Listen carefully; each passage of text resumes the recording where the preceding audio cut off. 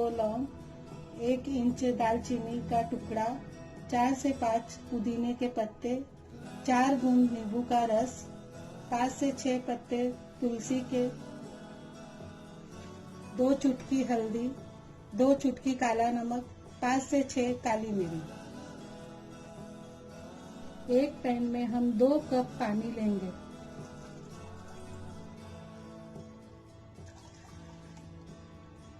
जब तक हमारा पानी उबलता है तब तक हम सब सामग्रियों को कूट लेते हैं। चलिए अब हम खलबत्ते में सब सामग्रियों को कूट लेते हैं।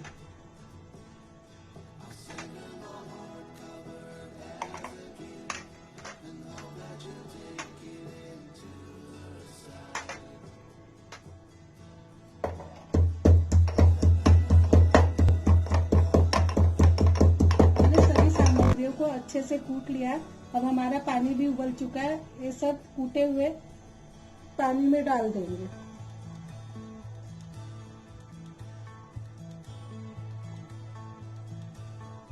सामग्रियों को 1 मिनट उबलने के बाद हल्दी और काला नमक और नींबू हम डालेंगे।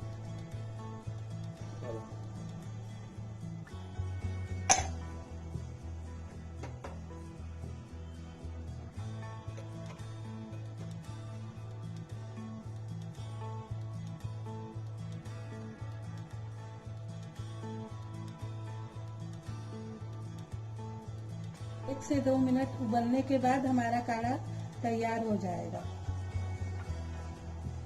2 मिनट हो चुका है। अब हम इसे उतार के छान लेंगे।